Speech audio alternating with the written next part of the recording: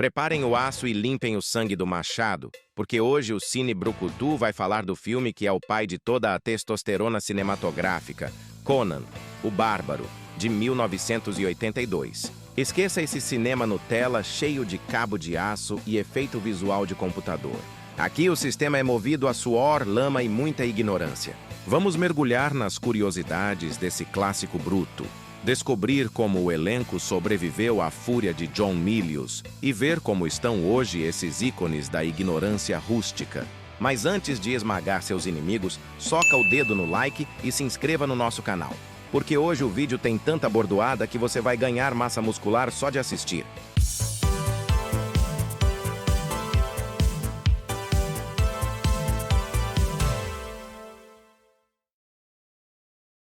Para falar desse clássico bruto, a gente tem que entender que esse filme não foi gravado. Ele foi forjado no fogo do inferno por um bando de maluco que achava que segurança no trabalho era frescura de quem não tem testosterona. A pré-produção desse épico foi uma guerra de egos e de músculos que durou anos até sair do papel, e o resultado é essa joia bruta que a gente idolatra até hoje.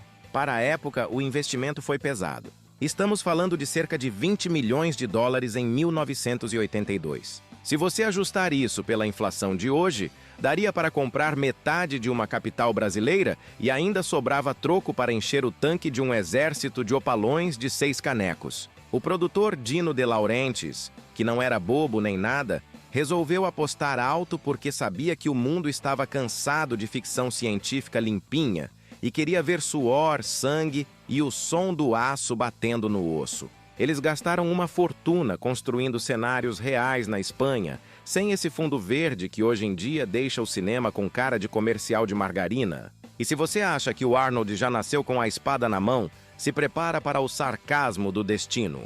A primeira ideia dos produtores foi um erro tão grande que faria o Thulsa Doom rir na cara do perigo.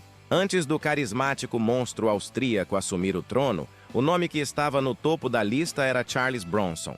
Pois é, o nosso eterno Paul Kersey de Desejo de Matar. Imagina a cena. Em vez de um gigante de 110 quilos de puro músculo e sotaque de trator, teríamos um bárbaro de 60 anos, bigodinho de porteiro e cara de quem acabou de acordar de uma ressaca de conhaque. O Bronson era o brucutu supremo da época, mas para ser o cimério, ele precisaria de uns 3 anos de academia e uma dieta pesada de carne de mamute, o que obviamente não ia rolar. Além do Bronson, os produtores chegaram a cogitar nomes como Sylvester Stallone, que na época estava no auge com Rocky. Mas convenhamos, o Sly é o rei do asfalto e do ringue. Ver ele de tanga de couro no meio do mato ia parecer mais um comercial de perfume do que um filme de bárbaro. O Arnold só entrou no radar porque o produtor Edward R. Pressman viu o documentário Pumping Iron. Ele olhou para aquele bicho geográfico e pensou: não preciso de um ator, eu preciso de uma aberração da natureza que pareça ter sido desenhada pelo Frank Frazetta. O mestre John Milius bateu o martelo. Se o filme era para ser bruto, o protagonista não podia ser um rostinho bonito de Hollywood que tem medo de se sujar.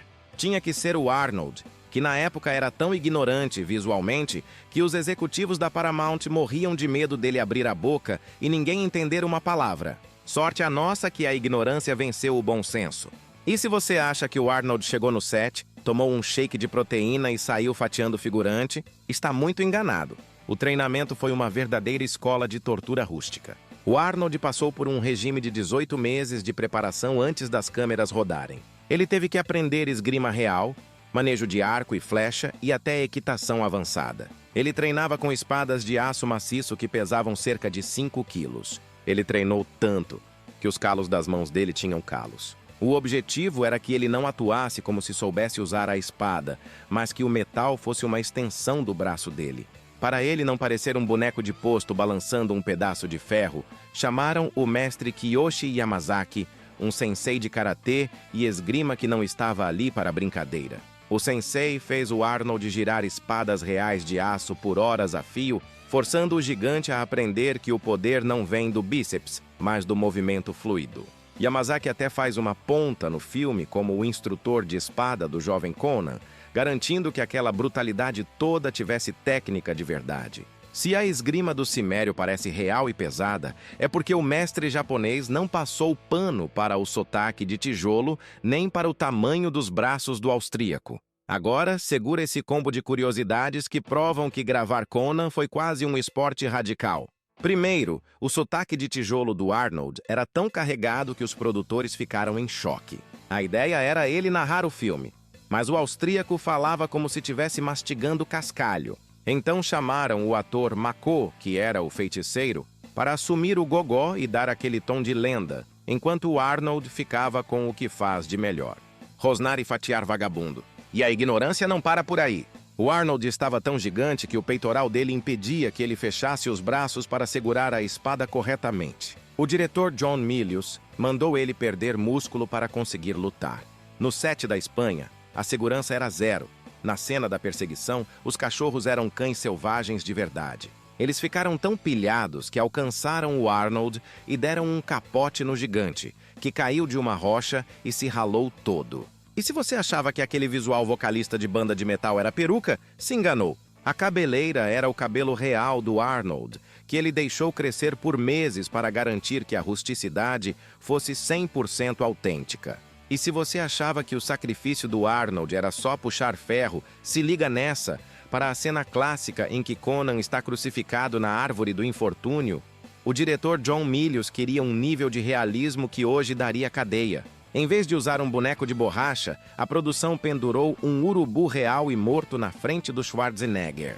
O Arnold teve que morder o bicho de verdade para se defender no filme, e ele relata que o cheiro de carniça era tão insuportável que ele quase vomitou várias vezes entre os takes. Foi preciso lavar a ave com antisséptico para o ator não pegar uma infecção ali mesmo, mas o gosto de podridão ficou na boca dele por dias. Quando as portas dos cinemas abriram em 1982, o mundo sentiu o impacto do aço. Conan, o Bárbaro, foi um sucesso estrondoso, faturando cerca de 130 milhões de dólares mundialmente. Uma fortuna para a época que, corrigida hoje, faria muito estúdio de super-herói chorar de inveja. O filme não apenas pagou os 20 milhões de orçamento com sobras, como provou que o público estava sedento por uma fantasia rústica e sem frescuras. Esse estouro nas bilheterias foi o que carimbou o passaporte do Arnold para o topo de Hollywood, transformando um fisiculturista austríaco no maior ícone brucutu da história. É o triunfo da ignorância visual sobre o sistema. Agora vamos ver o que o destino reservou para quem sobreviveu à fúria de Ibória. Além do Arnold, que virou governador e lenda absoluta, o resto do elenco seguiu caminhos bem distintos. O lendário James Earl Jones, que deu vida ao vilão Thulsa Doom, com aquela voz que parecia vir do centro da Terra, nos deixou em 2024, aos 93 anos. Ele se consolidou como um dos maiores atores da história, sendo a voz eterna do Darth Vader e do Mufasa. O cara era a elegância maligna em pessoa. Já a nossa guerreira Sandahl Bergman, a Valéria, que fez o Conan chorar de verdade, hoje vive de forma discreta, afastada dos holofotes, mas sempre lembrada como a mulher mais braba que já empunhou uma espada no cinema. O mestre Mako, que foi o feiticeiro e o narrador que salvou o filme do sotaque de parafuso do Arnold, faleceu em 2006. Ele teve uma carreira brilhante, inclusive sendo a voz do tio Hiro em Avatar. Já o Subotai, o arqueiro fiel vivido por Jerry Lopes, voltou para o que mais ama, o mar. Ele é uma lenda viva do surf mundial, conhecido como Mr. Pipeline, provando que a agilidade dele no filme não era efeito especial. O gigante Sven Ole Thorsen, o Thor Grimm do martelo gigante, continua na ativa como dublê e ator de apoio, sendo um dos melhores amigos do Arnold na vida real.